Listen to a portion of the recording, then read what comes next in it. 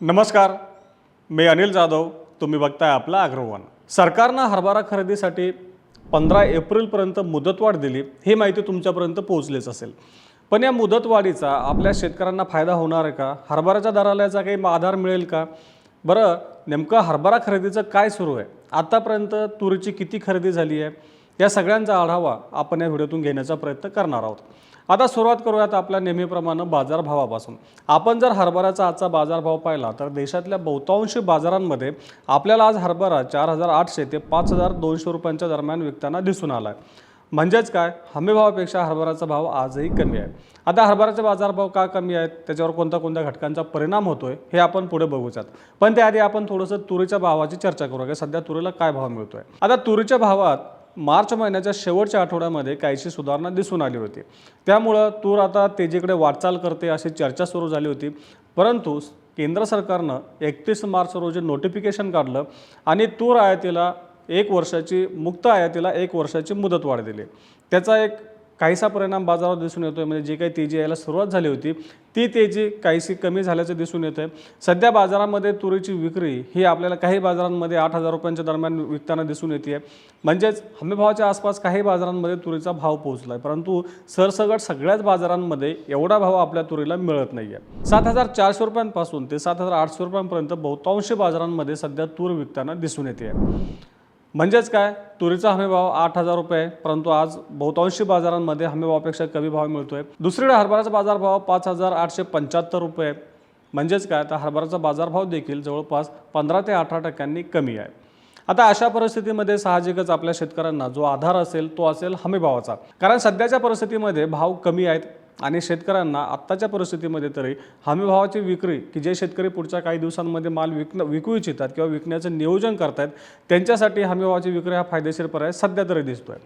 आता अशा परिस्थितीमध्ये नेमकं खरेदीचं काय चालू आहे ते जर आपण बघितलं तर मागच्या काही दिवसांपासून अनेक खरेदी केंद्रांवर बारदाना उपलब्ध नाही आहे. आता आपल्या सगळ्यांना माहिती आहे की राज्यामध्ये हरभरा खरेदीची मुदत ही 29 एप्रिलपर्यंत आहे. त्यासाठी नोंदणीची मुदत ही 1 मार्च ते 31 मार्चच्या दरम्यान होती. 31 मार्चला मुदत संपली आणि दुसरीकडं मार्च महिन्यामध्ये अख्खा महिना युद्ध सुरू राहिलं. याचा परिणाम आपल्या देशातील कडधान्य बाजारावर देखील होताना दिसून आला आहे. खुल्या बाजारामध्ये भाव कमी असल्यामुळं शेतकऱ्यांनी या नोंदणीला मुदतवाढ देण्याची मागणी केली. आता आज नोटिफिकेशन काढून सरकारनं 15 एप्रिलपर्यंत मुदतवाढ दिली आहे.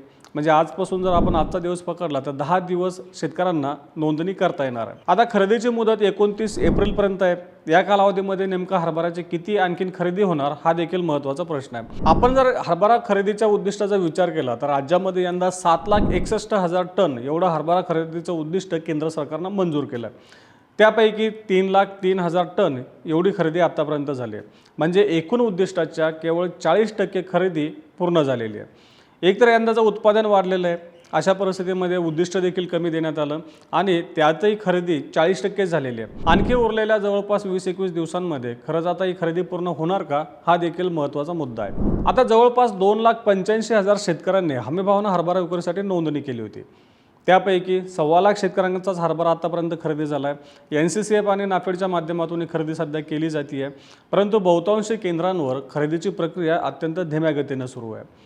अनेक खरेदी केंद्रांवर सध्या बारदाना उपलब्ध नाही आहे. त्यातल्या त्यात जे मार्केटिंग फेडरेशन आहे त्या मार्केटिंग फेडरेशनच्या खरेदी केंद्रांवर जवळपास 80% खरेदी केंद्रांवर बारदाना उपलब्ध नसल्याचं केंद्र चालकांनी सांगितलं आहे. पणन मंडळ आहे त्या पणन मंडळाची मोठ्या प्रमाणात खरेदी केंद्र सुरू आहेत. काही खरेदी केंद्रांवर जे पणन मंडळाचे सुरू आहेत त्या ठिकाणी देखील बारदाण्याची टंचाई असल्याचं सांगितलं जात आहे. याचाच परिणाम हरभऱ्याच्या खरेदीवर सध्या होताना दिसतोय. दुसरीकडं सगळ्यात महत्त्वाचं म्हणजे अनेक भागांमध्ये त्यातल्या त्यात काही भागांमधल्या केंद्र चालकांनी सांगितलं की सध्या गोदामांची उपलब्धता कमी होते. म्हणजे गोदामं आधीच शेतीमालाने भरलेली आहेत. सोयाबीनची खरेदी देखील राज्यामध्ये जवळपास 6.25 लाख टनांच्या दरम्यान झालेली आहे.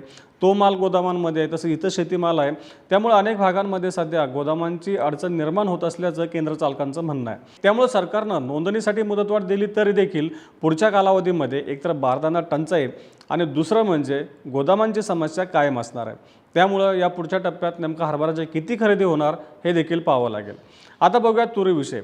आता यंदा राज्यामध्ये तुरीची जे काही खरेदीचं उद्दिष्ट होतं 3,37,000 टनांचं होतं. आता हे एवढं उद्दिष्ट असताना देखील या उद्दिष्टाच्या केवळ 12% खरेदी आतापर्यंत राज्यात झालेली आहे. म्हणजे 41,500 टन एवढी तुरीची खरेदी झाली. आता तुरीचे बाजारभाव आपण बघितलं की सुरुवातीला जेव्हापासून शेतकऱ्यांची तूर बाजारात दाखल झाली, म्हणजे फेब्रुवारीच्या सुरुवातीपासून, तेव्हापासून तुरीचे बाजारभाव हे नरमलेले होते. मध्यंतरी थोडी काही दिवसांची तेजी आली. पुन्हा जेव्हा नवीन माल बाजारात यायला सुरुवात झाली तेव्हा ती तेजी विरली आणि शेतकऱ्यांचे मालाचे भाव हे हमीभावापेक्षा कमी झाले. म्हणजे 8,000 रुपयापेक्षा देखील कमी झाले होते. अगदी 7,000पर्यंत भाव पोहोचलेले होते. ही जी काही किमान पातळी या तुरीच्या भावानं गाठली होती ती आता काहीशी सुधारलेली आहे. 7,500 रुपयांच्या आसपास बहुतांश बाजारांमध्ये आपल्याला तुरीची विक्री होताना दिसते. म्हणजे जो चांगला माल आहे त्या मालाची विक्री आपल्याला 7,500 ते 8,000 रुपयांच्या दरम्यान अनेक बाजारांमध्ये होताना दिसते. म्हणजेच आपण फेब्रुवारीपासून आत्तापर्यंत जर विचार केला तर तुरीचा बाजारभाव हमीभावापेक्षा कमीच राहिला. असं असताना देखील तुरीची खरेदी एकूण उद्दिष्टाच्या केवळ 12% झालेली आहे. आता तुरीच्या खरेदीला कमी प्रतिसाद मिळतो त्याची अनेक कारणं सांगितली जातात. एकतर यंदा उत्पादन कमी झालेलं आहे. अनेक शेतकऱ्यांनी, ज्या शेतकऱ्यांना सुरुवातीला तेजी आली होती, काही शेतकऱ्यांनी या तेजीमध्ये आपला माल विकला. त्यातल्या त्यात आता खुल्या बाजारामध्ये देखील तुरीचे मोठ्या प्रमाणात व्यवहार चालू आहे. बाजार समित्यांमध्ये मोठ्या प्रमाणात आवक सुरू होती आणि याचाच परिणाम असा झाला की खरेदी केंद्रांकडे तूर कमी प्रमाणात आली. त्यातच हमीभावाने विक्रीसाठी नोंदणी करावी लागते. अनेक शेतकऱ्यांनी आपल्या सातबाऱ्यावर या तूर पिकाची नोंद केली नव्हती. त्यामुळे देखील ही अडचण होती आणि याचाच परिणाम असा झाला. आणि सगळ्यात महत्त्वाचं म्हणजे खरेदीमधल्या अडचणी. आता आपण ज्यावेळी देखील मका असेल, हरभरा असेल किंवा सोयाबीन असेल किंवा तूर असेल या खरेदीचा आढावा घेतला तेव्हा अनेक भागांमधल्या खरेदी केंद्र चालकांनी बारदाण्याची अडचण आणि गोदामाची अडचण अशा अडचणी सांगितल्या होत्या. अनेक ठिकाणी सर्व्हरचा प्रॉब्लेम होता, त्यामुळे नोंदणी करता येत नव्हती. या सगळ्या अडचणींमुळे तुरीची एकतर खरेदी खूपच कमी झाली. हरभऱ्याचे बाजारभाव हमीभावापेक्षा जवळपास 15 ते 18% कमी होते. त्यामुळे शेतकऱ्यांनी काहीसा प्रतिसाद दिला तरी देखील खरेदीचं उद्दिष्ट अजून पूर्ण झालेलं नाही आहे. केवळ 40% खरेदी आत्तापर्यंत पूर्ण झाली. आता उरलेल्या जे काही आता 20-21 दिवस बाकी आहेत त्या दिवसांमध्ये उरलेल्या 60% उद्दिष्ट पूर्ण होणार का हे देखील पाहावं लागेल, ज्याची शक्यता खूपच कमी आहे. परंतु सध्या तरी बाजारामध्ये जो काही हरभऱ्याचा बाजारभाव आहे आपल्याला तो 4,800 रुपयांपासून 5,200 रुपयांपर्यंत दिसून येतो. काही ठिकाणी जिथं हरभऱ्याची गुणवत्ता चांगली आहे त्या हरभऱ्याला 5,300 ते 5,400 रुपयाच्या दरम्यान देखील भाव मिळतो आहे. परंतु सध्या तरी जे काही परिस्थिती निर्माण झालेली आहे, जे काही महागाई वाढीचं सत्र सध्या सुरू आहे, युद्ध सुरू आहे आणि देशातलं उत्पादन देखील हरभऱ्याचं चांगलं आहे, याचा परिणाम सध्या आपल्याला बाजारावरती काही प्रमाणात दिसून येतो. तुरीचं उत्पादन मात्र दुसरीकडे घटलेलं आहे. तुरीचं उत्पादन गेल्या 2 वर्षातील निचांकी पातळीवर पोहोचलं. गेल्या वर्षी 36 लाख टन उत्पादन होतं. केंद्र सरकारचा अंदाज सांगतो एकदा 34 लाख टन एवढं उत्पादन होईल.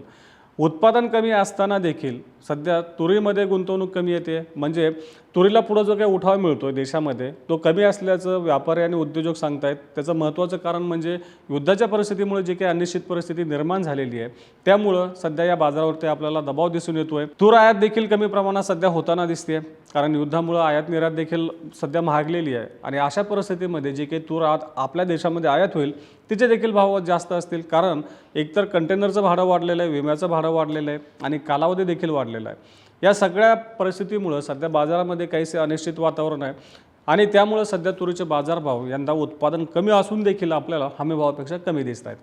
आता या पुढच्या टप्प्यामध्ये नेमका युद्धाच्या पातळीवर काय होतं, देशातल्या मागणी आणि पुरवठ्याचं काय होतं, सरकारचं धोरण कसं राहतं, हे सगळं आपल्याला बघावं लागेल आणि त्यानुसार तुरीच्या बाजारभावावर या पुढच्या टप्प्यात नेमका काय काय परिणाम होऊ शकतो, हरभऱ्याचे बाजार नेमके कसे बदलू शकतात याचा आढावा आपण वेळोवेळी घेतच राहू. त्यासाठी आपल्या ॲग्रोवनच्या चॅनलला नक्की सबस्क्राईब करा आणि हा व्हिडिओ जास्तीत जास्त शेतकऱ्यांपर्यंत पोहोचवण्यासाठी लाईक आणि शेअर करायला विसरू नका.